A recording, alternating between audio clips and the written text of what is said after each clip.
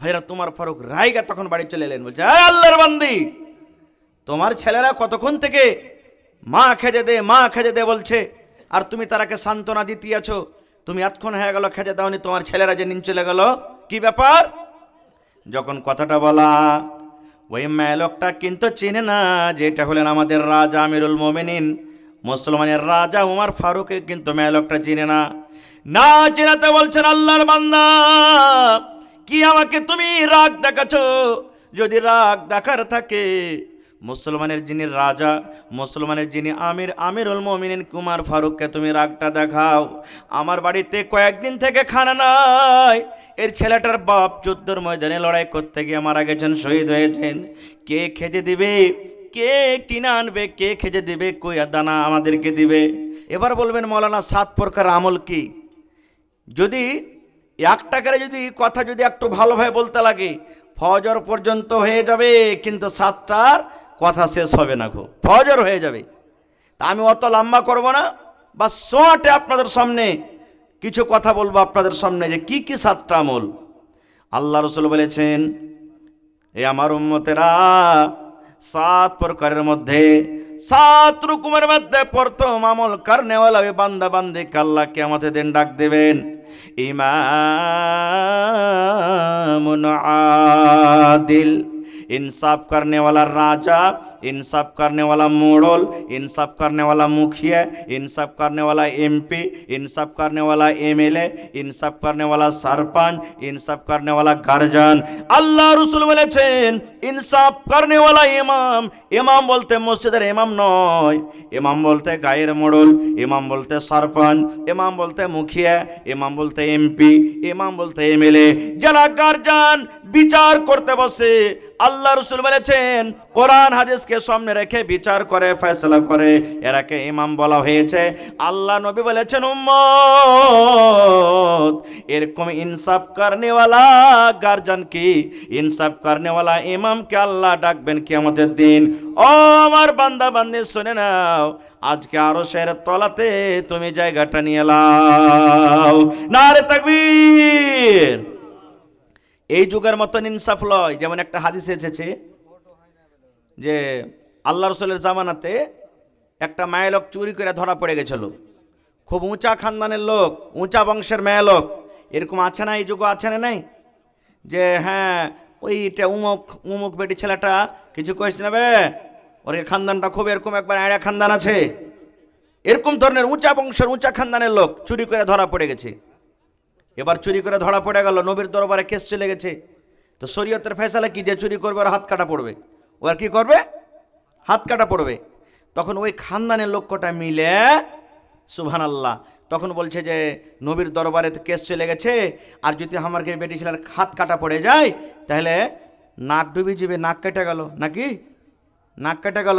তো এক কাজ কর, নবীর দরবারে সুপারিশ করতে পেটা কহ কি, যা লাগবে যেরকম করা হোক, ছলে বলে যাই করা হোক, নবীকে পটা, যাতে আমাদের মেয়ে ছেলেটার হাত না কাটে।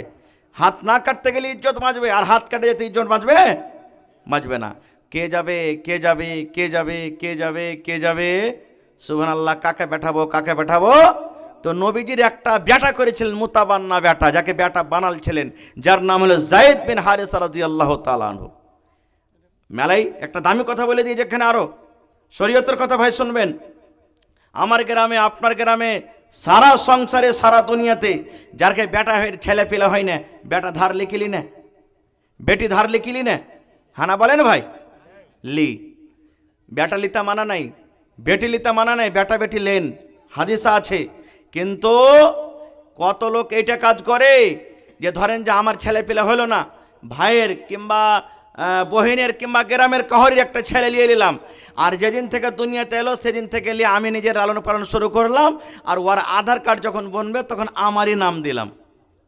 এরকম আছে না নাই? ছেলেটার যখন আধার কার্ড বনলো, জন্মপত্র বদলো, দুনিয়ার কোনো কাগজ গণবে, তা আমি তার বাপ হইলাম, আর আমার স্ত্রী তার মা হইল। এরকম করি কি করি না? শরীয়তে এগুলা হারাম। বাপ ওটাই থাকবে কাগজে, বেটা বাপকে আপনি ডাকেন দুনিয়াতে, কিন্তু কাগজ বনতে গেলে যেটা অরিজিনাল মা, অরিজিনাল বাপ, ওটাই আর দিতে হবে কাগজে, না হলে কিন্তু গুনাহগার হয়ে যাবেন আপনি। খৈর, এটা আলাদা মশলা, ওদিকে আমি যাব না। তো আমি বলছিলাম কে সুপারিশ করতে যাবে নবীর দরবারে? তো বলছেন চলো জায়েদের কাছে চলো, কারণ জায়েদ নবীর বেটা, তো নবী সাহেবের কথা, নবী সাহেবকে যদি সুপারিশ করে নবী সাহেব তার কথা শুনবে। এবার জায়েদকে তখন সবটি ওর খানদানের লোকটা বলছে, জায়েদ একটা কথা বলবো তোমাকে। বলছে কি? বলছে তুমি তো নবীজির বেটা, নবী তোমাকে ভালোবাসে, একটু তুমি একটা কাজ করতে পারবে? বলছে কি? বলছে আমাদের বংশের খানদানের অমুক বেডি ছেলেটা চুরি করে ধরা পড়েছে, তো তুমি একটু মানে এদিক ওদিক করে নবীকে বুঝিয়ে দিবে যাতে হাতটা না কাটা হয়। ই খেপা, সুবহানাল্লাহ, নাউজুবিল্লাহ, সাহাবে কেরামকে খেপা বলা হ্যাঁ গুনার কাজ। এবার ওই সাহাবী সোজা সাজা মানুষ চলে গেলেন, যা বলছেন আসসালামু আলাইকুম ইয়া রাসূলুল্লাহ। ওয়ালাইকুম সালাম ওয়া রাহমাতুল্লাহ। কি খবর জায়েদ? জায়েদ বলছেন যে নবীজি একটা কথা বলবো, তো লজ্জা লাগছে। বলছে কি কথা? বলছে আপনি তো রাখবেন না। বলছে না না, বলো কথাটা কি? হুজুর ওই অমুক খানদানের একটা বেটি ছেলে বেলে চুরি করে ধরা পড়েছে। বলছে হ্যাঁ। তো বলছে আপনার কাছে বেলে কেস তাও চলে এসছে। কইছে হ্যাঁ, তো কি হলো?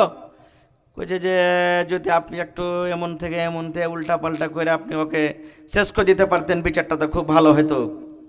রে সুবহানাল্লাহ, আল্লাহর নবী যখন কথাটা শুনলেন, যেমন আনারের দানা লাল হয়, বেদানার দানা তেমন লাল হয়, নবীজির চোখ লাল হয়ে গেল। নবীজি আমার রেগে গেলেন।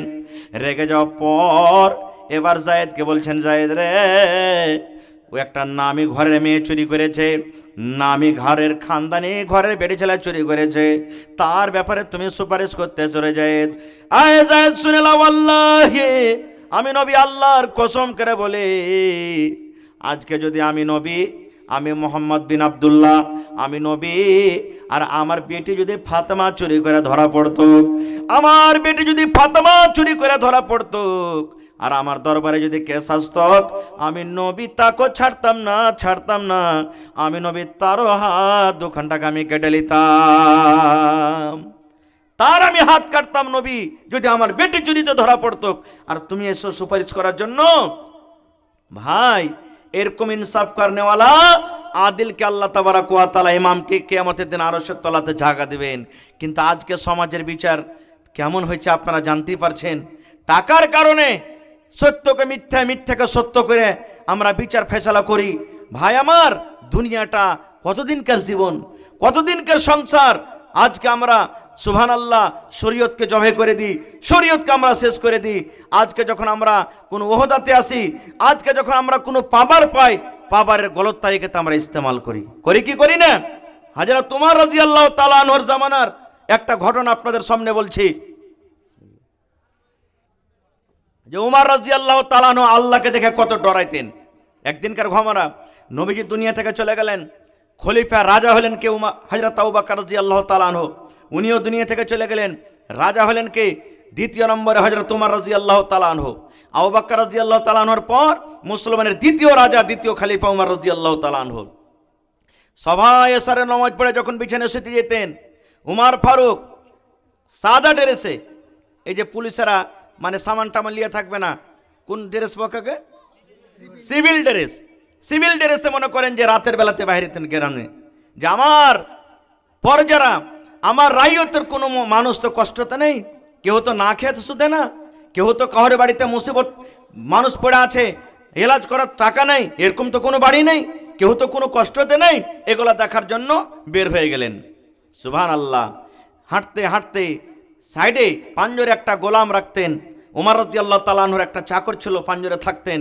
এবার সাথে সাথে আছেন, দুজন হাঁটতে হাঁটতে গ্রামের এক মাথাতে গিয়ে একটা বাড়িতে সুবহানাল্লাহ কয়েকটা ছেলে পিলা রাতের বেলাতে বলছে, মা গে খেতে দে গে, মা খেতে দে, মা গে আর ভোগ সহ্য হয় না গে, মা খেতে দে। এরকম করে ছেলেরা মায়ের হাত ধরে, মায়ের পা ধরে, আর মা একটাই কথা বলে, বেটারে একটুখানি দাঁড়া রে বেটা, একটুখানি দাঁড়া, এই দেখ হয়ে গেল, এই তরকারি হয়ে গেল, এই রুটি হয়ে গেল, এই ভাত হয়ে গেল। এই করে করে মা সন্তান দেয়, কিন্তু বাচ্চারা ভোগ সহ্য করতে পারে না। একটাই কথা বলে, মা গে আর সহ্য হয় না গে, মা খেতে দে, মা খেতে দে গে, মা খেতে দে। হযরত ওমর রাদিয়াল্লাহু তাআলা আনহু দূর থেকে কিন্তু দেখেন, ধরেন এটা বাড়ি আর আন্ধার রাত, আপনাদের মসজিদ আছে, এতখানি দূর থেকে কিন্তু আড়াল থেকে দেখছেন, এর কিন্তু বাড়ির ঘটনা দেখছেন। এই করতে করতে করতে সুবহানাল্লাহ, আধ ঘন্টা 1 ঘন্টা মোটামুটি হয়ে গেল। বাচ্চারা কানতে কানতে কানতে কানতে বাচ্চারা ঘুমিয়ে গেল, কিন্তু মা তাকে খেতে দিল না, মা খেতে দিল না, সব ছেলে নিন চলে গেল। আর হযরত উমর ফারুক তো কড়া মেজাজের মানুষ। উমর ফারুকের ব্যাপারে এসেছে, আল্লাহ রাসূল বলেছে যে যে রাস্তা দিয়ে উমর ফারুক হেঁটে চলে আসছেন, সামনে দিয়ে যদি শয়তান আসতো, শয়তান বলতো বাপরে পালা, উমর ফারুক চলে আসছেন, এই রাস্তা দিয়ে যাওয়া হবে না। শয়তান রাস্তা বদলে নিত, সেই লোকটা কেমন বুঝতে পারছেন তো। এবার হযরত উমর ফারুক রাইগা তখন বাড়ি চলে এলেন, বলছে আল্লাহর বান্দি, তোমার ছেলেরা কতক্ষণ থেকে মা খেতে দে মা খেতে দে বলছে, আর তুমি তারাকে সান্ত্বনা দিতে আছো, তুমি এতক্ষণ হয়ে গেল খেতে দাওনি, তোমার ছেলেরা যে নিন চলে গেল, কি ব্যাপার? যখন কথাটা বলা, ওই মেয়ে লোকটা কিন্তু চিনে না যে এটা হলেন আমাদের রাজা আমিরুল মোমিনিন, মুসলমানের রাজা উমর ফারুককে কিন্তু মেয়ে লোকটা চিনে না। না চেনাতে বলছেন, আল্লাহর বান্দা, কি আমাকে তুমি রাগ দেখাচ্ছ? যদি রাগ দেখার থাকে, মুসলমানের যিনি রাজা, মুসলমানের যিনি আমির, আমিরুল মুমিনিন উমর ফারুককে তুমি রাগটা দেখাও। আমার বাড়িতে কয়েকদিন থেকে খানা নাই, এর ছেলেটার বাপ যুদ্ধের ময়দানে লড়াই করতে গিয়ে মারা গেছেন, শহীদ হয়েছেন। কে খেতে দিবে, কে টিনা আনবে, কে খেতে দিবে, কই দানা আমাদেরকে দিবে? বাদশা এমন হয়েছে, আমাদের খবর লাই না যে দেখি বাড়িটাতে খাবার আছে কি নাই। এই যে আমি পাথর দিয়ে রেখেছি, পাথর পানিতে আছি, যখন আমি আগুনে জাল দিই, চুলাতে আমি যখন লকড়ি দিই, পানি গরম হয়, গড়গড় গড়গড় করে যখন পানি ফুটে, পাথরগুলা যখন বেজে উঠি, আমার ছেলেরাকে সান্ত্বনা দিবে, রে এই দেখো এখন হয়ে গেল, এখন তোমাদেরকে খেতে দেব। এরকম সান্ত্বনা দিয়ে দিয়ে আমি সমস্ত বাচ্চাকে খাইয়ে ঘুমিয়ে দিলাম, সমস্ত বাচ্চা আমার ঘুমিয়ে গেল, মা এখন আমি আরাম পাইলাম। না যদি কথাটা বলতাম, আমার ছেলেরা গোটা রাত আমাকে বলতো মা খেতে দে, মা খেতে দে। কে তুমি? আজনবী অপরিচয় মানুষ, তোমাকে চিনি না জানি না, আমার বাড়িতে কিছু খাবার নাই যে ছেলেকে খেতে দেব। যদি তোমাকে কিছু বলার আছে, যাও মুসলমানের রাজা উমর ফারুককে তুমি যা বলো। কিন্তু মেয়ে লোকটা চিনে না যে এইটাই হলো উমর ফারুক, আমাদের রাজা। যখন হযরত উমর এই কথাটা শুনলেন, সুবহানাল্লাহ, তখন বলছেন যে আচ্ছা মা, তুমি একটা কথা বলো তো, মুসলমানের যিনি রাজা উমর ফারুক হয়েছেন, তোমার বাড়িতে যে দানা নাইতে খবরটা তাকে দিয়েছ? বলছেন না, আমার দেওয়ার কি দরকার, ও রাজা, ও বাড়িতে এসে না তলাশ করবে যে বাড়িতে খেতে আছে কিনা? আমি কেন বলতে যাব তাকে? ওর জিম্মেদারি, ও রাজা হয়েছে, বাড়িতে বাড়িতে ওকে জিজ্ঞাসা করতে হবে, লোক পেড়াতে হবে ওকে না আসতে পারতে গেলে যে কোন বাড়িতে খাবার আছে কোন বাড়িতে নেই। যখন কথাটা বলা, ওরে আল্লাহ, উমর ফারুক কাঁদতে লাগলেন, চোখ দেয়া ঝরঝর ঝরঝর করে পানি ঝরতে লাগলো। গোলামকে বলছে, গোলাম রে তাড়াতাড়ি করে চল, রে গোলাম তাড়াতাড়ি করে চল। রাতের বেলাতে দৌড়াতে দৌড়াতে গোলামকে বলছেন গোদাম খুল, আনাজের গোদাম খুল। আদার গোদাম খোলা হয়ে গেল, এক বড়া আটা আর ওপর থেকে তরকারি যা ছিল, ঘি মধু যা ছিল ভরে নিলেন। এবার ওমর বলছেন, গোলাম রে এই আটার বস্তা আমার মাথাতে চাপিয়ে দাও, আটার বস্তা আমার মাথাতে দিয়ে দাও। এবার চাকর বলছেন, না হুজুর, আপনি হলেন রাজা, আপনি হলেন আমির, আমার সামনে আপনার মাথাতে বস্তা চাপিয়ে দেব, আমি এটা সহ্য করতে পারবো না। উমর ফারুক বলছেন, আল্লাহর বান্দা গোলাম শুন, আজকে যদি আমার বস্তা নামাইতে চাইস, ওরে আল্লাহ, আমাকে রাজা মনে করে আমার বস্তা নামিয়ে দিবি, আমার মাথার বোঝ তুই নিয়ে নিবি। কিন্তু কিয়ামতের দিন এই গুনার বোঝাটা যদি আল্লাহ আমার মাথাতে চাপিয়ে দেয়, বলেন সেই দিন তুই আমার বোঝা নামাইতে পারবি কি পারবি না? সেদিন তো পারবি না রে, পারবি না। ছাড়, তুই ছাড়, আমার মাথাতে তুই চাপিয়ে দে। মুসলমানের রাজা আমিরুল মুমিনিন বড়া নিয়ে দৌড়াতে দৌড়াতে দৌড়াতে দৌড়াতে রাতের বেলাতে বাড়ি পৌঁছে গেল। সালাম দিয়ে বাড়িতে ঢুকলেন, ঢোকা পর বলছেন, মা তুমি তাড়াতাড়ি করে তুমি আটা সেনে দাও। হ্যাঁ, সেই মহিলা আটা সানলেন। এবার উমর ফারুক নিজে তরকারি করতে লাগলেন, তরকারি কাটতে লাগলেন। এবার রান্না বান্না হয়ে গেল, রুটি হয়ে গেল। এবার উমর ফারুক এবারে এই ছেলেগুলাকে উঠেছে, বাবারে উঠো উঠো উঠো উঠো বাবারা উঠো। এবার ছেলেগুলাকে উঠিয়ে উমর ফারুক নিজের হাতে টুকরা টুকরা করে রুটি ভেঙে ভেঙে ছেলেরাকে পেট ভরে খাইয়ে দিলেন। খাইয়ে দেওয়ার পর এবারে মহিলা উমর ফারুকের সামনে বলছেন, আল্লাহ তোমার হাজার হাজার শুকুর আল্লাহ, তুমি খানা খাওয়াইলে এ মদিনার লোক আল্লাহ কেমন রাজা চিনেছে। আল্লাহ রে, যদি উমর ফারুককে রাজা না কইরা এই লোকটাকে যদি মদিনার রাজা করত, কত আমাদের জন্য ভালো হইতো। কি বলছেন? আল্লাহ যদি উমর ফারুককে রাজা না করে, বাদশা না করে এই লোকটাকে যদি রাজা করতো, আল্লাহ কত ভালো হতো। ওই এখনো জানে না যে এটা হলো মুসলমানের নেতা আমিরুল মুমিনিন। তখন হযরত উমর ফারুক মুচকি মেরে একটু হেসে বলছেন, মা এই লোকটার কাম পেয়ে তুমি খুশ আছো না? তো হ্যাঁ। বলছে, মা গো একটা কাজ তুমি করতে পারবে? বলছে, কি আল্লাহর বান্দা? বলো, আমিরুল মুমিনিন যে আমাদের রাজা, ওর পরে তুমি এত রেগে আছো মা। তোমাকে জড়হত করে বলি, তোমাকে একটু আমি আপিল করি যে উমর ফারুকের রাগ যে তোমার ভিতরে আছে, দয়া করে আল্লাহর রাস্তে তাকে মাফ করে দাও। মাফ করতে পারবে? বলছি, হ্যাঁ মাফ করে জন্য যাও। এবার হযরত উমর বলছেন, মা তুমি এক কাজ করিও, উমর ফারুকের দরবারে তুমি আসিও, আমি ওখানেই থাকবো। এবার তোমার আরো কিছু একটা ব্যবস্থা করে দেবো, তুমি ভোরবেলাতে আসিও। হযরত উমর ফারুক চলে গেলেন। রাইতে কি ঘুমাইবে আল্লাহওয়ালা লোক, সুবহানাল্লাহ। সকালবেলাতে আবার মজলিস লাগলো, যার যেটা কথা, যার যেটা কাজ এসে এসে এসে বলেন। এবার ওই মহিলাটাও কিন্তু চলে এসছেন, রাস্তাতে এসে দেখছেন যে আরে রাইতের বেলাতে যে লোকটাকে দেখেছি ওই লোকটাই দেখছি কুরসিতে বসে আছে, ব্যাপারটা কি? তখন একটা লোককে বলছেন, হ্যাঁ এটা কে? বলে, তুমি চিনো না? বলছে, না। বলছে, হ্যাঁ। বলছে, হ্যাঁ আমি চিনি না। বলছে, আরে এইটি তো আমাদের মুসলমানের রাজা উমর ফারুক রাদিয়াল্লাহু তাআলা আনহু। বলছে, ঠিক এটাই রাজা ঠিকই না? তো হ্যাঁ। সুবহানাল্লাহ। এবার সেই মহিলা এসে বলছেন, আমিরুল মুমিনিন মাফ করে দেন, মাফ করে দেন, আমার ভুল হয়েছে, মাফ করে দেন। আপনাকে না চিনে রাতের বেলাতে কত রকম কথা দিয়েছি, কষ্ট দিয়েছি, দয়া করে আপনি মাফ করে দেন। এবার হযরত উমর বলছেন, মা তোমার ভুল নাই, তোমার দোষ নাই, সব ভুল আমার, সব দোষ আমার। আমি রাজা হয়ে তোমার খেয়াল রাখতে আমি পারিনি। মা গো একটাই তোমার কাছে আমার আপিল, আল্লাহর কাছে তুমি আমার শিকায়তটা করিও না। যদি তুমি আল্লাহর কাছে শিকায়ত যদি করে দাও, আর আল্লাহ যদি আমাকে এটাই প্রশ্ন করে, ওমর রে তোমার রাইয়তে, তোমার জামাতে, তোমার রাইয়তে, তোমার পঞ্চায়েতে অমুক মহিলা ছেলে মেয়েকে নিয়ে না খেয়েছিল, কেন তার খবরটা তুমি লাওনি? এই প্রশ্ন যদি আল্লাহ করে দেয়, মা আমি আল্লাহর সামনে উত্তর দিতে পারবো না।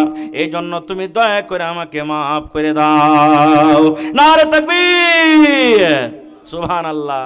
তো আল্লাহ রাসূল বলেছেন এক নম্বর কাজ হলো ইমামুন আদিলুন, ইনসাফ করনে वाला নেতা, ইনসাফ করনে वाला বাদশা, ইনসাফ করনে वाला রাজা কে আল্লাহ তাবারাক ওয়া তাআলা কিয়ামতের দিন নিজের আরশের তলাতে জায়গা দিবেন। সুবহানাল্লাহ। আজকে আমাদের অবস্থা কি দেখছেন, দেখতে পাচ্ছেন যে আমাদের লিডার কেমন, আমাদের সমাজ কেমন, আমাদের নেতা কেমন। আর হবে না কেন জি ভাই, একটা যদি মেম্বারও যদি ভোটে দাঁড় হয়েছে, সব চোখে আছে, এই মেম্বারের কাছে একটা মুরগা খাবো তাহলে একে ভোট দেব, হয়েছে না? হয় না? হ্যাঁ, এটা তো আছে আছে। আরো বলছে মেম্বার তোকে তো ভোট দিব, কিন্তু লম্বা গাল একটা লাগবে। মানে কি বুঝতে পারছেন? এক বোতল লাগবে। কি করবে বেচারি? আগে তো 5 লাখ 10 লাখ টাকা খরচ করে ভোটে জিতছে, তা আপনাকে কেমন করে ও আর সাহায্য করবে? এজন্য ভাই এটা মাসলা আলাদা, আমাদেরকে যাব না। তবে আল্লাহর আরশে জায়গা নিতে গেলে প্রথম নম্বর ইনসাফ করতে হবে। ইনসাফ বলতে বাড়ির ভিতরে ইনসাফ করতে হবে। যেমন আল্লাহ নবীর জামানাতে একটা সাহাবী নিজের স্ত্রীর কথা শুনে বলছেন যে এই বেটাটাকে একটু জমিন গালা দিয়ে দাও না। জি যাও যাও। আমাদের মধ্যে কোনো বেটা ভালো, কোনো বেটা মন্দ থাকে কি থাকে না? কোনো বেটার উপরে রাগ যদি হয়ে যায় তো মা বাপ একবারে লক করে যায়, ওকে পূর্ণিতে যে জমি রেজিস্ট্রি করে দিয়ে দিবে আর ওকে মাহরুম করবে। করে কি করে না? হ্যাঁ, রাগ করে একবারে কিচ্ছু দেখা দেখি করবে না, এগুলা গুনার কাম, পাপের কাম। এবার সেই সাহাবী ছেলেটাকে নিয়ে আল্লাহ রাসূলের দরবারে চলে গেছেন, যে বলছেন হুজুর আমার এই ছেলেটাকে আমি অমুক জমিন দান করছি, আপনি গাওয়া থাকেন। এখনকার মতন যে রেজিস্ট্রি হয় কোন একটা ভালো ইমানদার লোককে গাওয়া করে দিলে ওইটা রেজিস্ট্রি হয়ে গেল। তো হুজুর বলছেন যে আচ্ছা তুমি তো তোমার বেটাটাকে জমিন দিলে, তো আরো তোমার ছেলে পিলা আছে নাকি? বলছে আর বড় আর একটা আছে। বলছে ওকে কতখানি দিয়েছো? বলছে ওকে দিনি। আল্লাহ রাসূল বললেন সাহাবীরে যাও তুমি চলে যাও, আল্লাহকে দেখে ভয় করো, ডর করো। তুমি এই বাচ্চাকে যতখানি জমিন দিয়েছো আরো যারা বাচ্চা আছে ওরাকে দাও, কারণ নবী আমি মিথ্যা কথার পরে আমি গাওয়া থাকতে পারবো না, সাক্ষ্য থাকতে পারবো না। ছেলে পিলার মধ্যে আপনাকে কি করতে হবে? বরাবর ইনসাফ করতে হবে। দ্বিতীয় কথা, আমি গার্জিয়ান, আমার 5 বিঘা জমিন আছে, আমি মরছি, সবটি বেটা বেটি গুলাকে ডাকছি, ডেকে তান করছি আব্দুল্লাহ তুইও জমিন খেনলিস, বেটা আব্দুর রহমান তুইও জমিন খেনলিস, আব্দুল আলিম তুইও জমিন খেনলিস। আর বেটি রেখে দিব কোনখানে জানেন? ওই দোগা গাঢ়া যেখানে মাখনাও হইবে না, এখানে ধান ভুট্টা তো দূরের কথা, মাছ ছাড়তে গেলে মাছও হবে কিনা ভালো করে ওইগুলো জমিন দিব। ওপর থেকে আরো কি করব, যে ভাই গেলা সবটি মিলে তখন কই যে তোরা কি করবি জমিন লিয়া, তোরা তো শ্বশুর বাড়ি বিয়ে শাদী দিয়ে চলে গেছিস, তো 5 কাঠা জমিন পেয়েছিস, 5 লাখ হবে, তো 5 লাখ আর দিবে না। হুঁশিয়ারি করে তখন বলবে এক কাজ করবো, হেন জমিন খান দিয়ে দে, 1 লাখ টাকা লিলিস যা, সোজ হয়ে গেল তোর ঘেঁচা। এবার নুনে তেলে কি করবে, 1 লাখ টাকা দিয়ে দিলে। যদি কয় হারে ভাই 5 কাঠা জমিনে তো কমসে কম 4 লাখ টাকা দিবি, 3 লাখ টাকা তো দিবি, মাত্র 1 লাখ টাকা হবে, দেখ বেশি চাপ দেওয়া দায় করবি তো এখান থেকে ঘাটা ধর, তো রাস্তা বন্ধ হয়ে যাবে থেকে। তুই মনে করিস না যে হার ঘর ভাই আছে, আর আমিও মনে করবো না যে বহেন আছে। এবার কি করবে বেচারি, মজবুর হয়ে, যেরকম আছে না নেই? সুবহানাল্লাহ। ভাই ইনসাফ করতে হবে, ইনসাফ করতে হবে, বাড়ির ভিতরে ইনসাফ করতে হবে, না হলে কিয়ামতের দিন আপনি আল্লাহ তাবারক ওয়া তাআলার সামনে জবাব দিতে পারবেন না। ভাই আমার 6টা জিনিস আরো বাঁচলো, এবার আমি কথাটাকে সাইডে রাখলাম, সময় পেলে ইনশাআল্লাহ বলবো। তবে এটা কার ঘর? জোরে বলেন, আরো জোরে বলেন। আমি জানি গোটা রাত যদি বসে বসে ওয়াজ করি আপনারা শুনবেন, এইবার আমার দ্বিতীয়বার আপনাদের গ্রামে আসা হচ্ছে, সারা রাত ওয়াজ শুনবেন। মায়েরা খেলার ওয়াজ শুনতে ভালোবাসে, আর ধানও এরা খুব ভালোবাসে, ইনশাল্লাহ এবারও করবেন। আল্লাহ নবীর জামানাতে মসজিদ তৈরি হবে, মদিনাতে নবী যখন মসজিদ চলে গেলেন মসজিদ তৈরি হবে। কে মসজিদ বানাবে, কোন জায়গাতে মসজিদ হবে? আপনারা যেমন আজকে বসে জালসা শুনছেন, নবীজি এক মজলিস বসে দিলেন। নবীজি বললেন হা গো এই জমিনটা হলো কার? তো সাহাবায়ে কেরাম বলছেন যে হুজুর এই জমিনটা 2টা ইয়াতিম বাচ্চার, একটার নাম হলো সাহাল, একটার নাম হলো সোহেল, বাপ নাই বাপ হারা। তো রসুল বললেন যে বাচ্চা দুটাকে ডাকবে না? হ্যাঁ ডাকবো। এই বাচ্চা দৌড়াতে দৌড়াতে নবীর কথা শুনে চলে এলেন। কি বলছেন নবীজি, কি বলছেন হুজুর? আল্লাহ রসুল বলছেন বাবা এই জমিনটা কার? বলছে নবীজি আমাদেরই জমিন, আমরা 2 ভাই ইয়াতিম, বাপ নাই, আমাদের বাপ মারা গেছেন। এবার নবী বললেন ও সাহাল সোহেল শোনো রে, এই জমিন বিক্রি করে দাও। বাবার এই জমিনটা তোমরা বিক্রি করবে না। এবার সাহাল সোহেল 2টা ইয়াতিম বাচ্চা বলছে নবীজি কি করবেন জমিনে? আল্লাহ রসুল বললেন সাহাল সোহেল এই জমিনে, এই জায়গাতে আল্লাহর ঘর হবে, এখানে মসজিদ হবে, আল্লাহর খোদাখানা হবে, আল্লাহর ঘর হবে, মসজিদ হবে, এই জন্য জমিনটা বিক্রি করে দাও। ইয়াতিম বাচ্চা 2টা বলছে নবী গো জমিন বিক্রি করব না, জমিন বিক্রি করার আমাদের দরকার নাই। আল্লাহ নবী গো আমরা 2টা ভাই, আমার নাম সাহাল, এটা আমার ভাই, তার নাম সোহেল। আল্লাহ রসুল গো এখানে মসজিদ বানাবেন, আমরা রাজি খুশিতে 2টা ভাই জমিন ওয়াকফ করে দিলাম, দান করে দিলাম মসজিদের জন্য। আপনি এই জায়গাতে আল্লাহর ঘর মসজিদ আপনি বানিয়ে দেন। দয়ার রসুল বললেন না না তোমরা জমিন বিক্রি করে দাও, তোমরা দান করিও না। ইয়াতিম বাচ্চা 2টা কাঁদছে, বলছে নবীজি আমাদের বাপ নাই বলে দানকে আপনি হাকারত করছেন, আমাদের বাপ নাই বলে দানকে হাকারত করছেন, আমাদের দান নেবেন না নাকি? আল্লাহ রাসূল বললেন ও সাহাল সোহেল তোমাদের বাপ নাই বলে তোমাদের দানকে হাকারত করছে এরকম কোনো কথা নাই রে বাবা। আজকে তোমরা ইয়াতিম বাচ্চা, তোমরা ছোট হয়ে আছো, আজকে জমিন দান করে দিছো, পরেকার লোকেরা বুঝবে না, আর আমার পরে কলঙ্ক লাগাবে, আমার মান সম্মানকে নষ্ট করবে, আর বলবে দেখো তোমাদের নবী কেমন রে, 2টা ইয়াতিম বাচ্চার থেকে জমিন কেড়ে মসজিদ তৈরি করেছে, লোকেরা যেন আমাকে কথাটা না বলে। সুবহানাল্লাহ। এবার বলবেন হাজী মাওলানা মসজিদ বানিয়ে কি হবে? আল্লাহ রাসূল বলেছেন, দুনিয়াতে তুমি 5 তলা ঘর বানাও, দুনিয়াতে 10 তলা ঘর বানাও, ঘর বানাইতে মানা নাই। ছেলে মেয়ের জন্য তুমি ঘর বানাও, ছেলে মেয়ের জন্য তুমি বাড়ি গাড়ি করো, সব করো, কিন্তু ওরে সুবহানাল্লাহ, দুনিয়াতে একটা ঘর এমন আছে মসজিদ, মসজিদের ফজিলত বয়ান করতে গিয়ে নবী বলেছেন, মান বানা লিল্লাহি মসজিদান বানাল্লাহু লাহু বাইতান ফিল জান্নাহ। আল্লাহ রাসূল বলেছেন, উম্মত, দুনিয়াতে তুমি এখন যদি আল্লাহর ঘর বানিয়ে দাও, ইবাদতখানা মসজিদ বানিয়ে দাও, আল্লাহর ইবাদত করব বলে, আল্লাহর বান্দেগি করব বলে, আল্লাহকে রাজি করার জন্য, আল্লাহকে সন্তুষ্ট করার জন্য এখন ঘর মসজিদ যদি তুমি বানিয়ে দাও, আল্লাহ রাব্বুল আলামিন তোমার জন্য জান্নাতের ভিতরে একখানা ঘর বানিয়ে দিবে। দুনিয়াতে তুমি ইট দিয়ে, গেটে দিয়ে, বালু দিয়ে, সিমেন্ট দিয়ে তুমি মসজিদ তৈরি করো, আল্লাহ তাবারাক ওয়া তাআলা তোমার জন্য জান্নাতের ভিতরে এখানে সোনা এবং এখানে চাঁদি দিয়ে আল্লাহ ঘর বানিয়ে দিবেন। দুনিয়াতে তুমি ঘর বানাবে, আল্লাহ তাবারাক ওয়া তাআলা জান্নাতের ভিতরে তোমার জন্য এখানটা ঘর বানাবে। সুবহানাল্লাহ। তো ভাই আমার, এই জান্নাতের ঘরের জন্য আজকে মসজিদ বানাইতে বসেনি, আজকে আমরা আল্লাহর ঘর জান্নাতে বসেছি, জান্নাতে জান্নাতে নিজের ঘর বানাতে বসেছি। শুধু তা নয়, মসজিদ বানাবে কে? আল্লাহ তাবারাক ওয়া তাআলা কোরআনে বলেন, ইন্নামা ইয়ামুরু মাসাজিদাল্লাহি মান আমানা বিল্লাহ।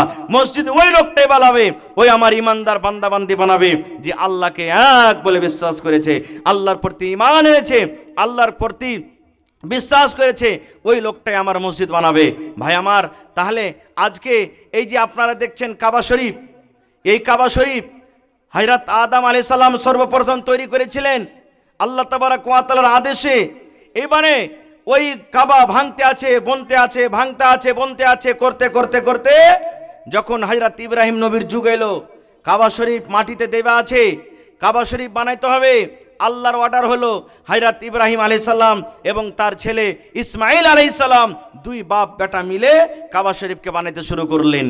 এবার মিস্ত্রিকে জানেন, রাজমিস্ত্রি, হেড মিস্ত্রিকে ইব্রাহিম খলিলুল্লাহ, ইব্রাহিম নবী, আর সেই মসজিদের লেবার হলেন কে? ইসমাঈল নবী। এক বাপ মিস্ত্রি, এক আর বেটা হলেন এক নবী লেবার, বাপ বেটা মিলে মসজিদ তৈরি করেছেন। আল্লাহ সে মসজিদের দাম কত বাড়ালছেন জানেন? আল্লাহ রাসূল বলেছেন, যদি আমার এই ঘর কাবা শরীফে যদি এক ওয়াক্তের কেউ নামাজ পড়ে, আর দুনিয়াতে আরো মসজিদ আছে, ওই মসজিদগুলোতে যদি 1,00,000 ওয়াক্তের নামাজ পড়ে, তাহলে 1,00,000 ওয়াক্তের নামাজ পড়ে জানে কি হবে? কাবা শরীফে এক টাইমের নামাজ পড়ে আল্লাহ রাব্বুল আলামিন অতখানি নেকি দান করবেন। মসজিদে নববী আজকে ফিলিস্তিনে যে জায়গাতে বাইতুল মুকাদ্দাস, যেটা মসজিদ, মসজিদে আকসা ফিলিস্তিনের মাটিতে আছে, লড়াই যুদ্ধ চলছে, আপনারা জানছেন, দেখছেন। ওই মসজিদে যে এক ওয়াক্তের নামাজ পড়বে, আল্লাহ রাসূল বলেছেন, আরো অন্য অন্য মসজিদে যারা 1000 ওয়াক্তের নামাজ পড়বে, 1000 ওয়াক্তের নামাজ পড়ে জানে কি হবে? বাইতুল মুকাদ্দাস ফিলিস্তিনে মসজিদে আকসাতে একটা ওয়াক্তের নামাজ পড়ে অতখানি আল্লাহ নেকি দান করবেন। সুবহানাল্লাহ। ভাই আমার, অন্য হাদিসে আল্লাহ রাসূল বলেছেন, আল্লাহ রাসূল বলেছেন, পাখির বাসা দেখেছেন তো? পাখির বাসার সমান জায়গাও যদি কেউ মসজিদ বানিয়ে দেয়, আল্লাহ তাবারাক ওয়া তাআলা তার জন্য জান্নাতের ভিতরে ঘর বানাবেন। আপনারা বলবেন, হাজী মাওলানা এটা কেমন কথা? পাখির বাসা তো ছোট হয়, এতখানি ছোট জায়গা বানাবে যে তার জন্য আল্লাহ জান্নাতে ঘর বানাবে, এর মতলব কি? উলামায়ে কেরাম, মুহাদ্দিসিনে কেরাম দুটা তার মতলব বয়ান করেছেন। একটা মতলব হলো, যতই ছোট ঘর হোক, পাখির বাসার মানে হলো যতই তোমার ঘর মসজিদ ছোট হোক, তোমার শক্তি নেই বড় করে বানার, ছোট করে তুমি বানালছো, নিয়ত আছে আল্লাহর ইবাদত করার জন্য, আল্লাহকে রাজি করার জন্য, আল্লাহ তোমার ওই ঘরখানটার বদলাতে জান্নাতে একখানা ঘর বানিয়ে দিবে। কিংবা আজকে মসজিদে 1 কোটি টাকা খরচ হবে, আপনারা 10 বার 20 বার চান্দা করছেন, কেউ 5,000 দিলেন, কেউ 200 দিলেন, কেউ 100 দিলেন, কেউ 50,000 দিলেন, কেউ 1 কাঠা জমি দিলেন।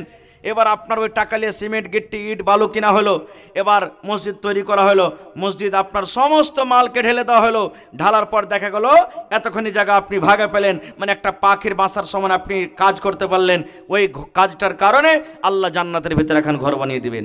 শুধু তা নয়, আল্লাহ রাসূল আরো বলেছেন, মসজিদে নববীর সামনে একটা ফাঁকা জায়গা পড়ে আছে, খালি জায়গা পড়ে আছে। নবীজি সাহাবায়ে কেরামকে এলান করলেন, কে তোমরা এমন আছো যদি এই মসজিদের এই জমিনটা যে ফাঁকা পড়ে আছে সামনে, এই জমিনটাকে কিনে মসজিদে লাগাইতে পারো।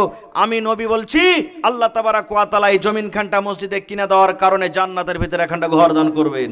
যখন কথাটা বলা, উসমান গানি খাড়িয়ে গেলেন, ইয়া রাসূলুল্লাহ, যত টাকা লাগবে নবী গো, আমি টাকা উসমান দিচ্ছি, এই জমিন কিনে আমি মসজিদে লাগিয়ে দিলাম।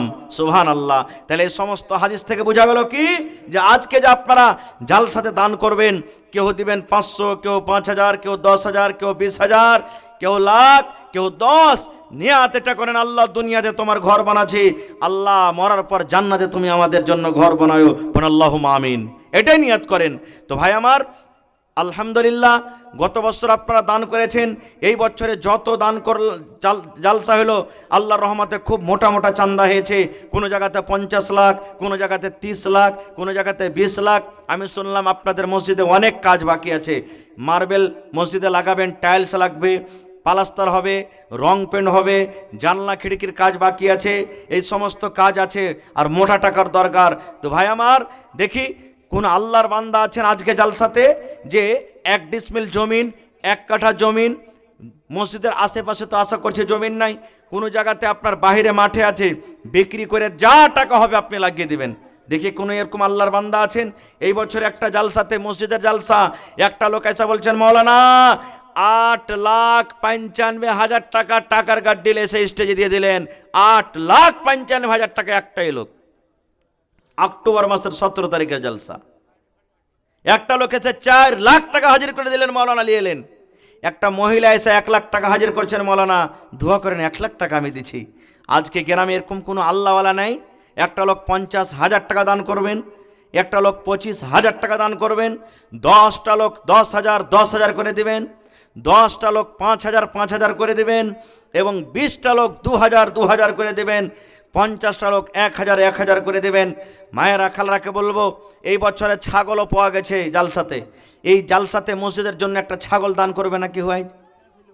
এই কাঁসার বদনা, কাঁসার থালি গিলাস আসতে শুরু হয়েছে, গলার হার, নাকের নাকমণি, কানের বালি, পায়ের পায়াল, হাতের আংটি। দেখি কোনো আল্লাহর বান্দি, কোনো মা খালা দাদি নানি নাই যেগুলা সব খুলে খুলে দান করবে, যেমন আল্লাহ নবীর জামানাতে মহিলারা করেছিলেন। নবী একদিন বললেন, মহিলা তোমরা দান করো, তোমাদেরকে জাহান্নামের আগুন আমি দেখলাম। সুবহানাল্লাহ। নবীর কথা শুনে কে গলার হার, কে কানের বালি, কে নাকের নাকমণি, কে হাতের আংটি, কে পার পায়াল, যার কাছে যা গহনা কাঠি ছিল সব খুলে খুলে খুলে আল্লাহ নবীর সামনে হাজির করে দিলেন।